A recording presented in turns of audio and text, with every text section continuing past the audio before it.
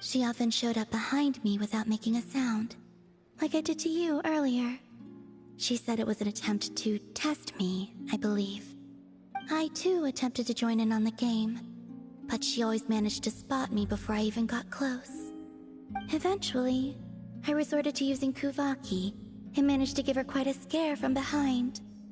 But she never played that game with me again after that. Yeah, Paimon doubts that was a game to the knave at all. What else? Oh, the doctor often asked me to assist in his light realm-related research. I obliged him a few times, but it was so dull. Use Kuvaki to strike this. Use Kuvaki to control that. I stopped going after a while.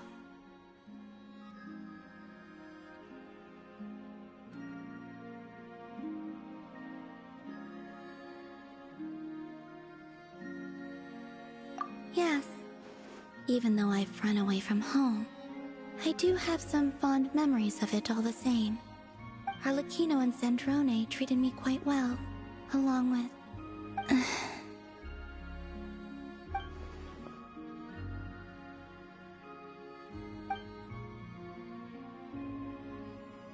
Give me your hand. Rosaline taught me it's important to always express gratitude to others. So, thank you for listening to me.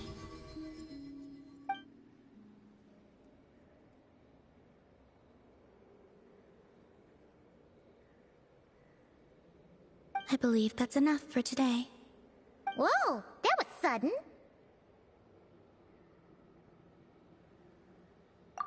Yeah, guess you're right.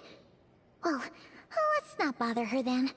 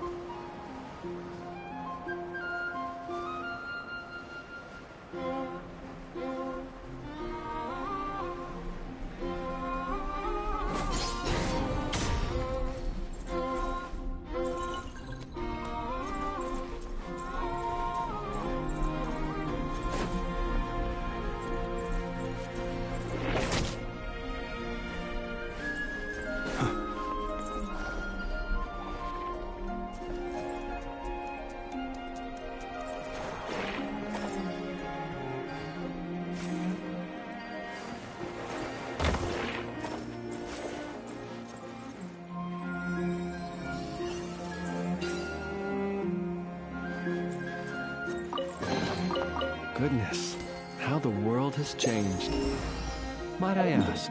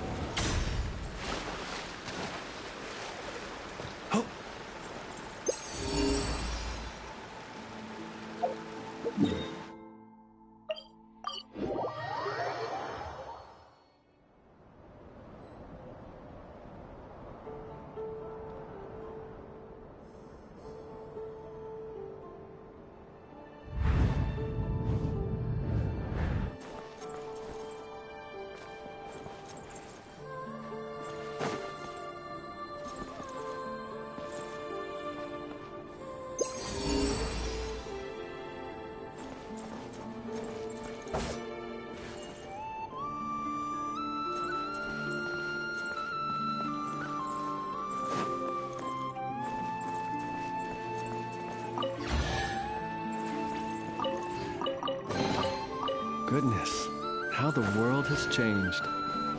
Might I ask, when did the custom of placing treasure chests in every nook and cranny come into fashion?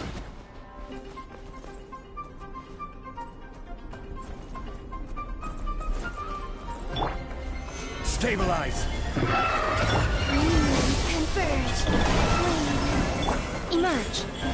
Right now!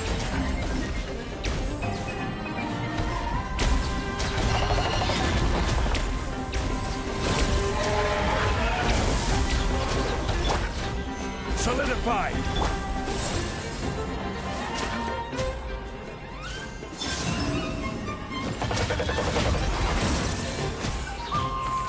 Order cut! A moonlit night for all! The night comes. Observe.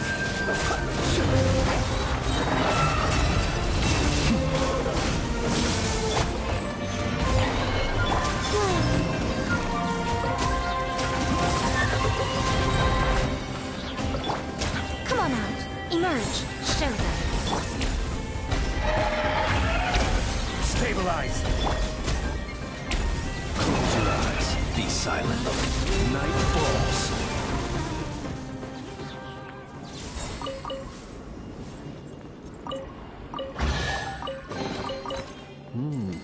Not to be sniffed at.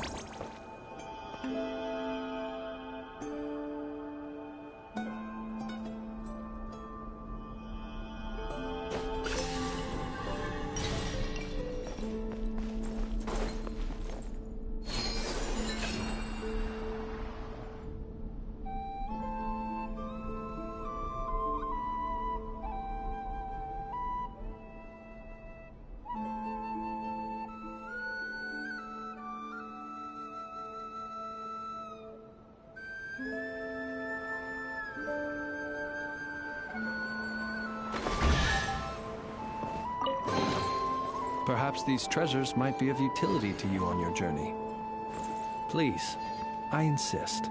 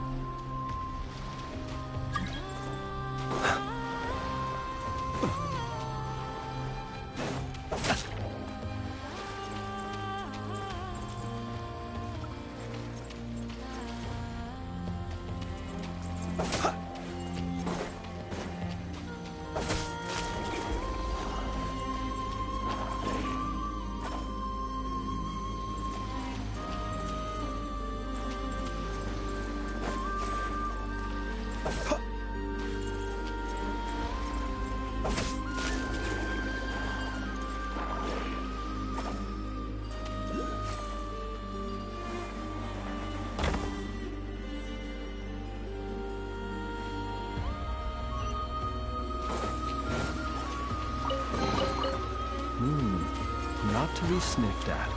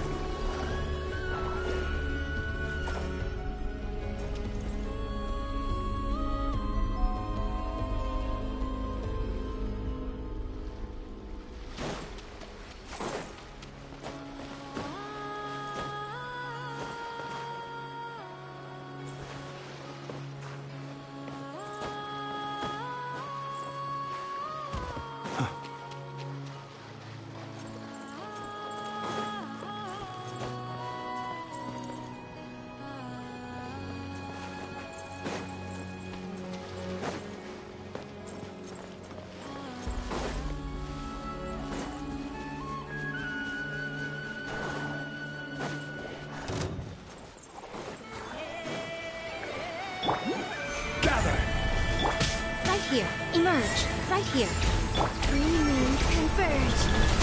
Surge.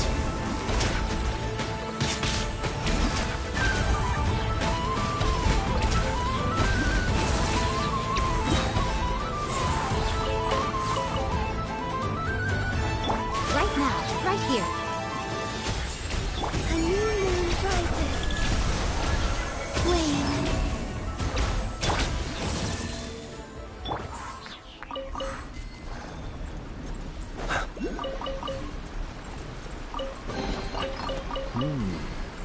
to be sneaked at.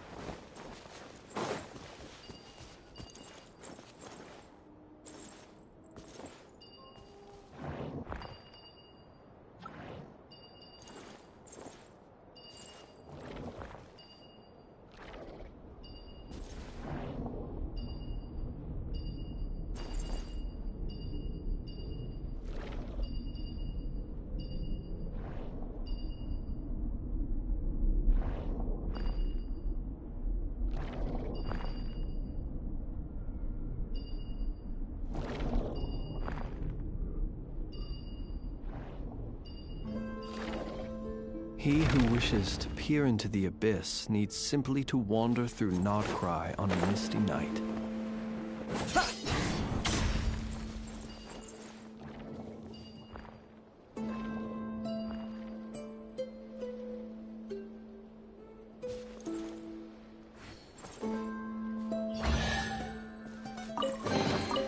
Goodness, how the world has changed. Might I ask, when did the custom of placing treasure chests in every nook and cranny come into fashion?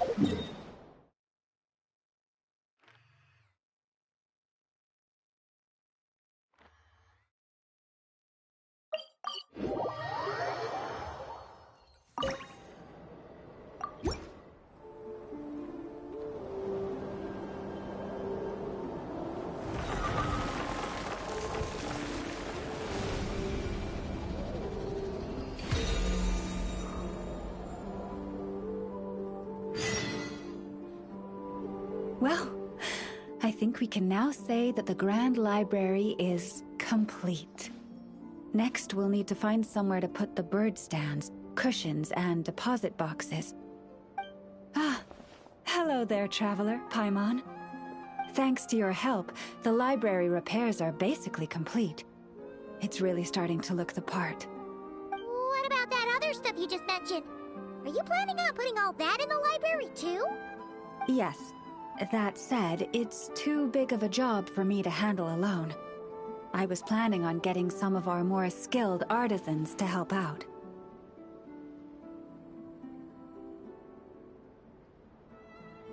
The Grand Library is open to humans and animals alike. Since we have furniture for humans to sit down on, there should naturally be some for the animals too. Huh. Yeah, that does kind of make sense. Those are the ones I used to use when the little animals came to talk to me about their struggles. I'd originally planned to make some new ones, but some of the animals are nostalgic for the older items, so we brought them along too. Wait, animals tell you their struggles? Like a therapy session? Kinda sounds like a nice bathhouse for animals.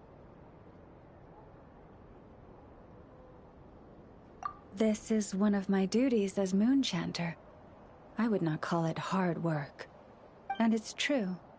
All living things have a need to feel heard. I have always encouraged everyone to come to me without reservation, whatever troubles they may be facing. Hiding your thoughts deep in your heart will not solve anything. In fact, it often makes the problem worse.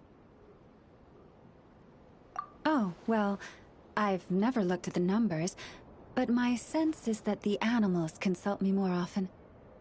After all, my daily routine is more or less the same as that of my people, and they don't usually come during work hours. It's only when I have free time that I get the occasional human visitor.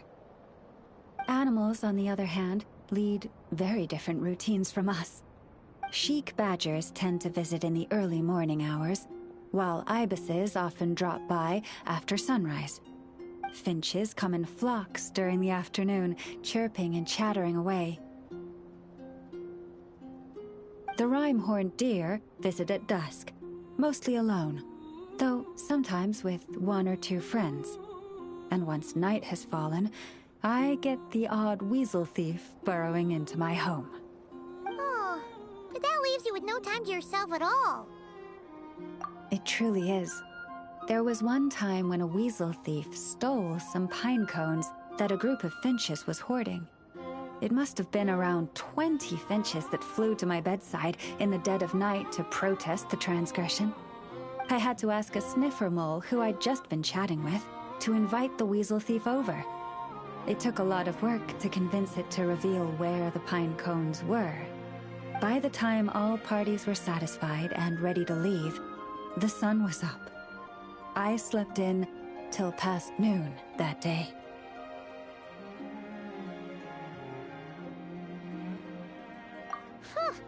My mom would have given up and gone back to sleep long before you did. And probably pulled a blanket over her head first to block out the noise. Since they'd taken the trouble to come to me, I felt I had a duty to help them. And the results made it all worthwhile. After getting everything off their chests, the finches went back to happily hopping around, and the weasel thief went off in search of new, exciting treasure.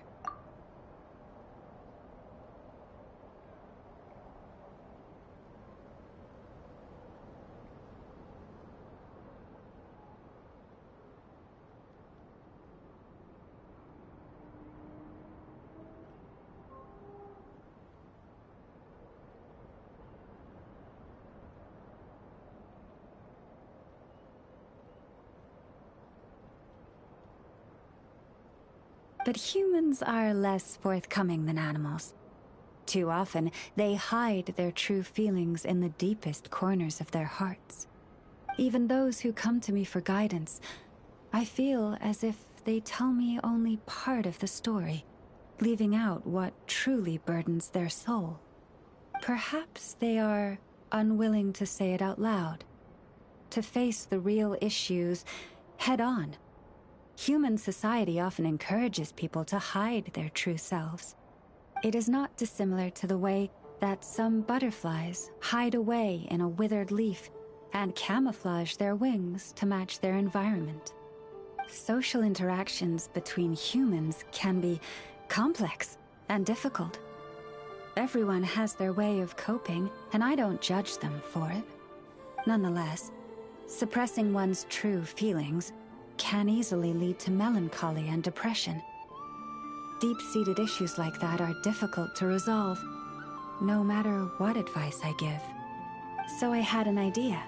I thought, what if I could find a way to bring complicated human minds and straightforward animal ones together? Maybe by spending some time around each other, both could experience a new perspective. It was with that in mind that I renovated the Grand Library and turned it into what it is today. Spacious and well-ventilated, and open to humans and animals to come and go as they please. Except maybe on rainy days, when they're looking for shelter. But the rest of the time, people can visit whenever they want, to spend time with the animals, browse books, rest, and enjoy the sun. And perhaps the company of our dear animal friends, who will not be driven away by anything they say, might encourage people to open their hearts and share the truth of what lies within. Wow, you really put a lot of thought into this library renovation. Oh, it sounds great to Paimon. Hugging fluffy animals, lounging in a chair all day without a care in the world. Just thinking about it makes Paimon feel all warm and fuzzy. Of course. Your assistance with the renovation works was invaluable. It should go without saying that the Library of the Frost Moon Scions shall always be open to you.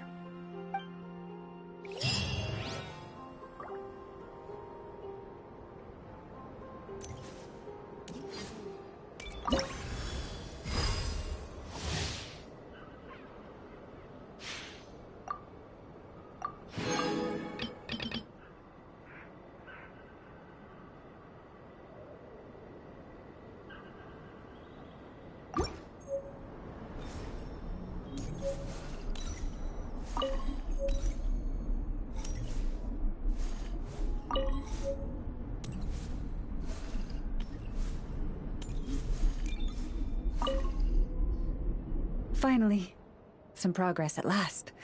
Now, to somehow put all these things back where they belong. I know. There's petrified seeds of an ancient tree, fossilized animal bones, colorful stones, more deposit boxes that people buried for safekeeping, wish boxes, letters with photos enclosed.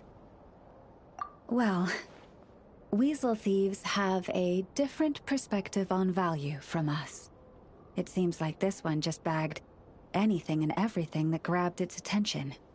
The seeds and rocks will be easy enough to deal with, but those storage boxes and wish boxes will have been buried with the express purpose of digging them up at a later date.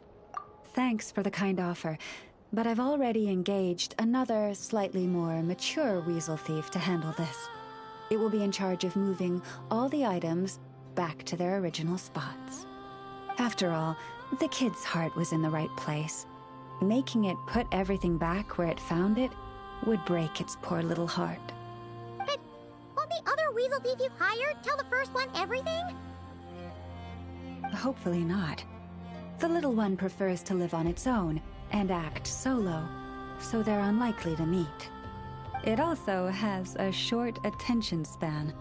Give it half a month, and I'd be very surprised if it still remembers anything it dug up.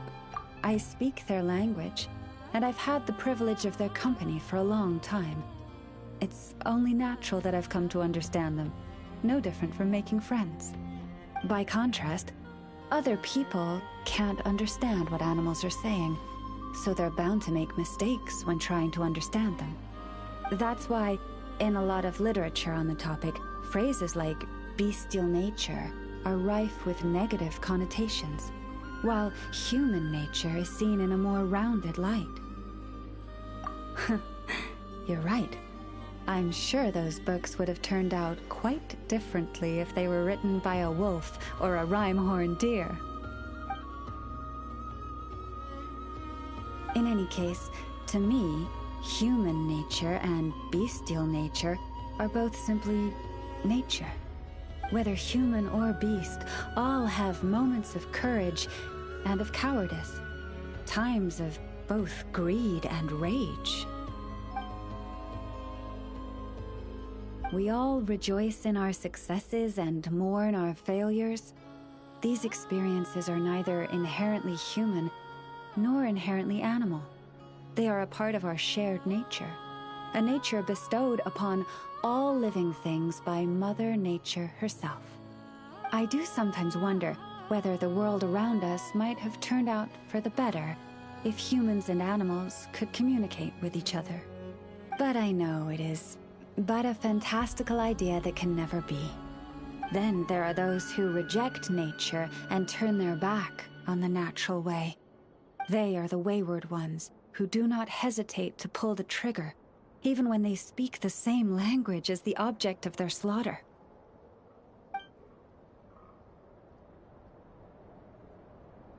Yes, child. I know you can protect yourself, and that you are far fleeter of foot than they. Do not worry. No one shall harm you again. Ah, how time flies. I should get back to sorting through that pile of treasure. I should have enough time to get everything in order before the weasel thief arrives.